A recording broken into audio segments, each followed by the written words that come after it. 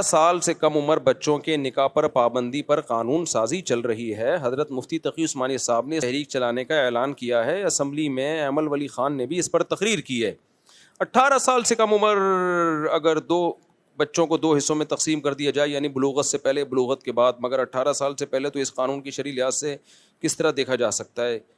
اسلام میں بلوغت سے پہلے نکاح کی کیا حیثیت ہے؟ ولی کا کیا تصور ہے؟ اگر ولی ظالم ہو اور اس نے اپنے مفاد کی خاطر بچی کی شادی کی تو اس پر کیا قانون سازی کی جا سکتی ہے؟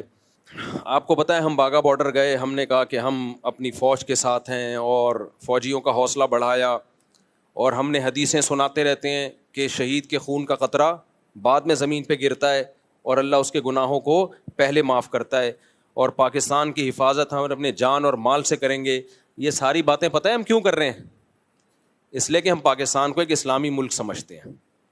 کبھی آپ نے پنڈتوں کو نہیں دیکھا ہوگا کہ اپنی فوج کو جا کے بارڈر پہ اپریشیٹ کر رہے ہوں.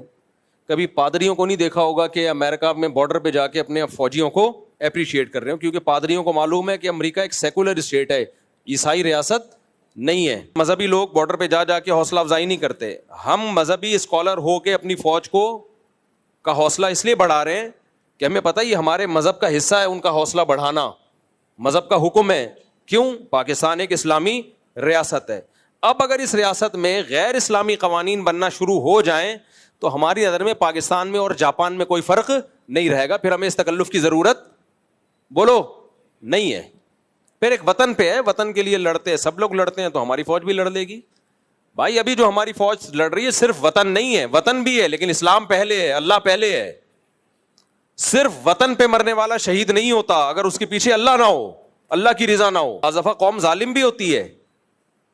من مات علی العصبیہ لیس منا, نبی نے فرمایا جو قوم پرستی میں مرے گا ہم میں سے نہیں ہے, مردار موت مرے گا وہ. ہاں خدا کے لیے جان دینے والا, اللہ کے دین کی حفاظت کے لیے جان دینے والا, وہ کیا ہے؟ وہ شہید ہے. تو ہم پاکستان کو ایک اسلامی ریاست سمجھتے ہیں, لیکن اسمبلیوں میں بیٹھے ہوئے لوگ اپنے عمل سے ہمیں بار بار یہ سمجھانے کی کوشش کرتے رہتے ہیں غیر شرعی قوانین بنا کے کہ آپ اس غلط فہمی میں نہ رہیں, ہم اس ملک کو سیکولر اسٹیٹ بنا کے چھوڑیں گے. تو فوج کو بھی چاہیے اس پہ ایکشن لے, اسمبلیوں میں جو مذہبی تنظیمیں ان کو بھی چاہیے, جیسے کہ مولانا فضل الرحمان نے ایکشن لیا, مفتی حضرت مفتی تقی صاحب تو وہ تو لیتے ہی رہتے ہیں ایکشن ان چیزوں پہ, وہ تو لیکن وہ تو اسمبلی میں نہیں ہے نا. اور جو ایمل صاحب ہیں, کیا نام ہے ان کا پورا؟ ایمل ولی خان, بہت پیاری تقریر کی انہوں نے, وہ تقریر میں نے خود پوری سنی ہے. انہوں نے ایکشن لیا تو اسمبلیوں ہی میں قانون پاس بھی ہوتا ہے اور اسمبلیوں ہی میں اس قانون کے خلاف آواز بھی اٹھائی جاتی ہے. تو اچھا, اسمبلیوں میں جو غیرت مند لوگ ہیں ان کو چاہیے اس کے خلاف آواز اٹھائیں کہ ہم کوئی غیر اسلامی قانون پاکستان میں پاس نہیں ہونے دیں گے. ہوتا یہ ہے کہ اسلامی ملکوں میں ہوتا یہ رہا ہے پہلے بھی اور اب بھی ہوتا ہے کہ جو اسلامی کنٹری ہیں وہ کہتے ہیں کہ نہیں جی ہم غیر اسلامی قانون پاس نہیں کریں گے, لیکن پھر وہ غیر اسلامی کو مشرف با اسلام کر دیتے ہیں, کیونکہ ایسے مولوی ہر دور میں میسر ہوتے ہیں جو سرکاری مولوی ہوتے ہیں, جن کا کام ہوتا ہے حکومت کے الٹے فیصلوں کو قرآن و سنت کا لیبل لگا کے سیدھا کر دینا. بات آ رہی ہے سمجھ میں؟ جنرل ایوب خان نے جب ہمارے فیملی لاز بنائے, آئلی قوانین, طلاق کے حکام اور اس میں نکاح کے حکام, دوسری شادی سے متعلق قانون سازی, تو جب اس نے قانون سازی کی تو وہ غیر شرعی تھی, اسلام کے خلاف تھی.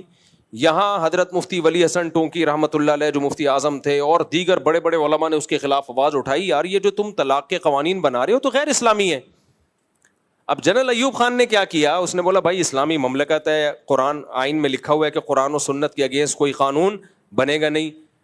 تو اس نے کیا کیا, جنرل ایوب خان نے مصر سے ایک مولوی بلوایا.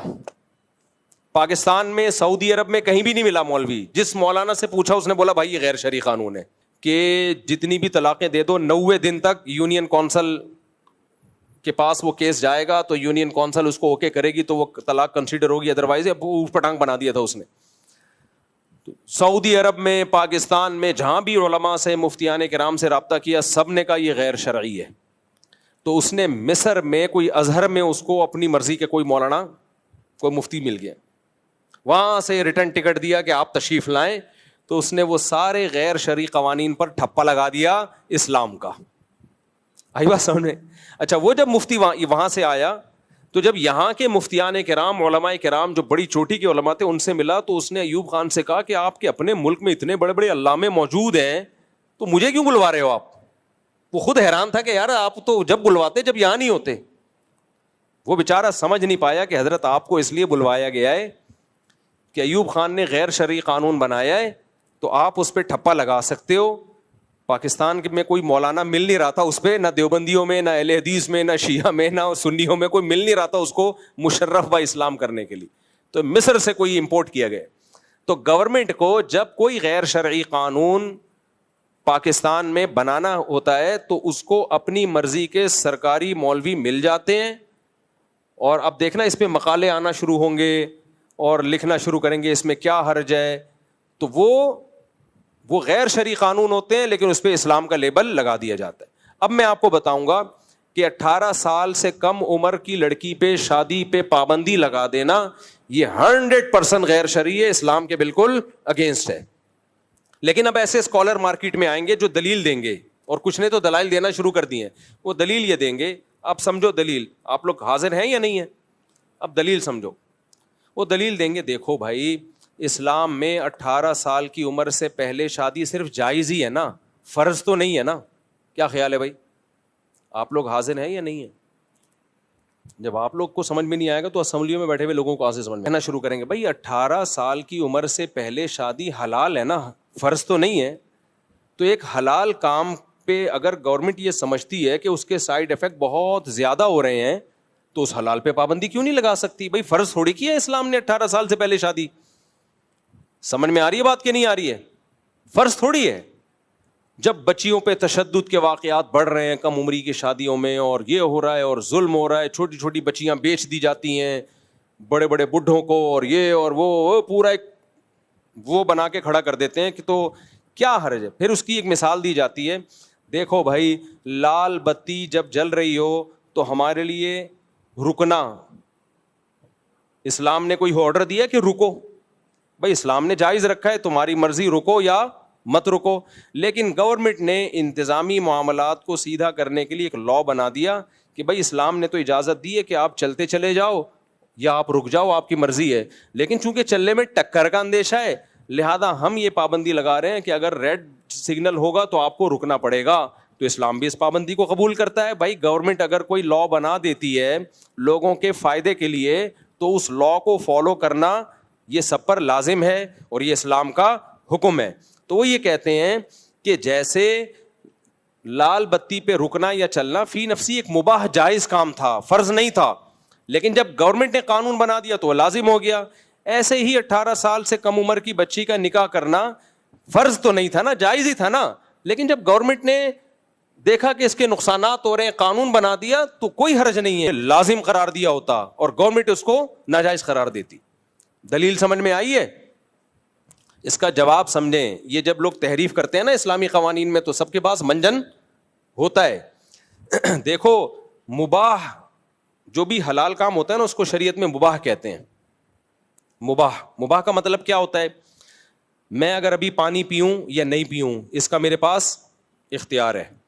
تو پانی پینا بھی میرے لیے حلال ہے, مباح ہے, اور پانی نہ پینا بھی مباح کام ہے. بھائی پینا ہے مرضی ہے پیو, مرضی ہے نہیں پیو, کہتے ہیں مباح کام ہے نا.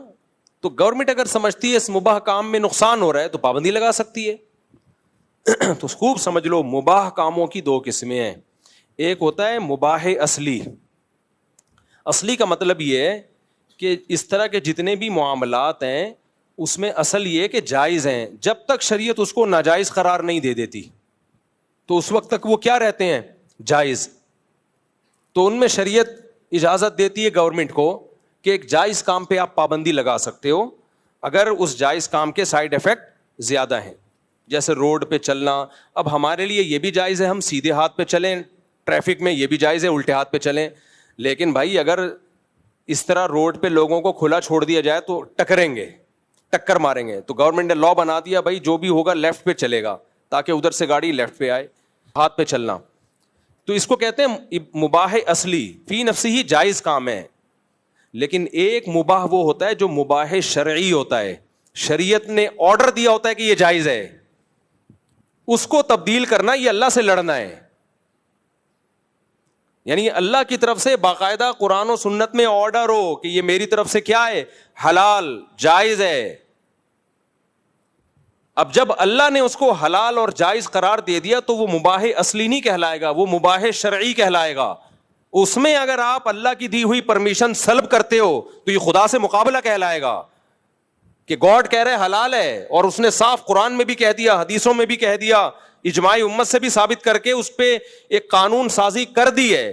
تو اب اگر گورنمنٹ اس لا کے خلاف کوئی لا بناتی ہے تو یہ نہیں کہے گا کہ جائز کام پہ پابندیاں لگ رہی ہیں. نہ نہ نہ نہ، آپ خدا جس چیز کو صاف لفظوں میں کہہ رہا ہے میرا قانون یہ کہ حلال ہے، اور آپ اس کے اگینسٹ قانون بنا رہے ہو کہ ناجائز ہے، تو یہ شریعت سے ٹکراؤ کہلائے گا.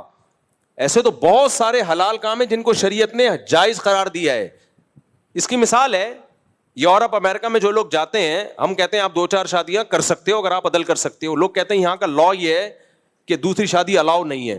پوری دنیا کے علماء کہتے ہیں بھائی یہ لا غیر شرعی ہے، کیونکہ خدا نے صاف لفظوں میں اجازت دی ہے، تو خدا کے مقابلے میں کوئی اور لا وہ نہیں ایکسیپٹ کیا جائے گا، کیونکہ یہ لا کس سے ٹکرا رہا ہے؟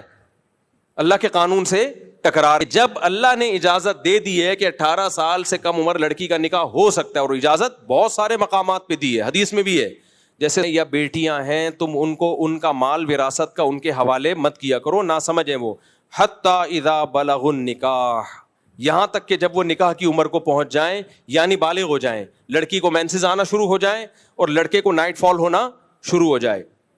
تو اللہ نے اس بلوغت کو تعبیر ہی کی ہے نکاح سے. اللہ نے کہا یہ نکاح کی عمر کو پہنچ گئے ہیں، یعنی بالغ ہوتے ہی لڑکا لڑکی نکاح کی عمر کو پہنچ گئے. تو اس میں صاف لفظوں میں اجازت دی جا رہی ہے کہ بلوغت اور نکاح کی پرمیشن یہ دونوں ساتھ ساتھ مل رہے ہیں اللہ کی طرف سے. سمجھ میں آ رہی ہے بات کہ نہیں آ رہی ہے؟ یہ دونوں ساتھ ساتھ مل رہے ہیں. پھر دوسری بات، قرآن مجید نے کم عمر بچیوں کی عدت کے حکام بھی بیان کیے کہ ان کو جب طلاق ہو تو ان کی عدت کے کیا حکام ہیں. پھر خود صحیح بخاری میں نبی صلی اللہ علیہ وسلم کا سیدہ عائشہ سے نکاح کرنا، یعنی رخصتی 9 سال کی عمر میں وہ بالغ ہو چکی تھی. تو اسلام بتا رہا ہے کہ 9 سال کی بچی بھی اگر بالغ ہو جائے گی تو اس کی بھی شادی جائز ہے، نبی نے اپنے عمل سے کر کے دکھایا ہے.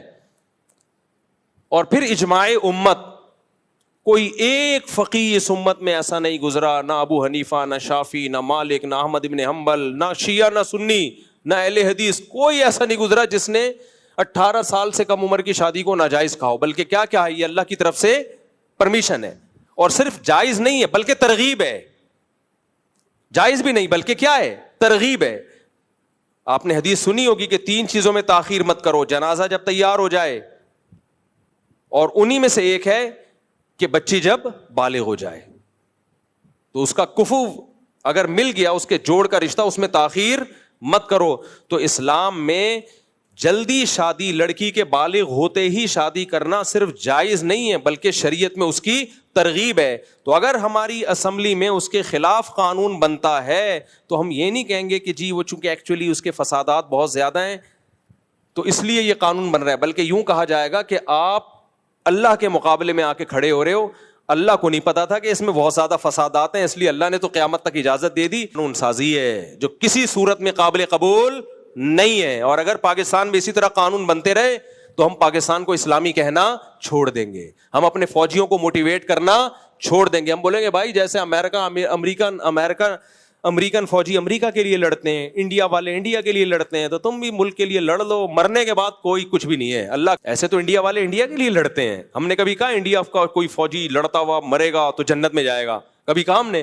یا جو امریکہ کے لیے لڑتے ہیں وہ لڑتے ہوئے کہاں جائیں گے؟ جنت میں جائیں گے؟ ہم نے کبھی کہا؟ اور امریکہ خود بھی نہیں کہتا. امریکہ کہتا ہے تم اگر کنٹری کے لیے جان دو گے تو بس تمہاری عزت ہوگی، تمہارے پیچھے خاندان کو ہم سپورٹ کریں گے، تمہارا نام ہوگا، سیلوٹ کریں گے. جنت کی خوشخبریاں وہ بھی نہیں سناتے کبھی، کیونکہ وہ جنت جہنم پہ سیکولر اسٹیٹ ہے، وہ تھوڑی جنت جہنم پہ یقین کرتے ہیں. تو اس لیے ہماری اسمبلیاں وہ کام نہ کریں کہ لوگوں کو پروپیگنڈے کا موقع ملے اور لوگ کہیں یہ اسلامی نہیں ہے. بھائی آپ نے ایک عدالتی خلا کا قانون بنا دیا جو 100% اسلام کے خلاف. اسلام میں مرد کو ڈیورس کا رائٹ ہے، عورت کو تھوڑی ہے کہ جب چاہے وہ شوہر سے ڈیورس لے کے نکل جائے.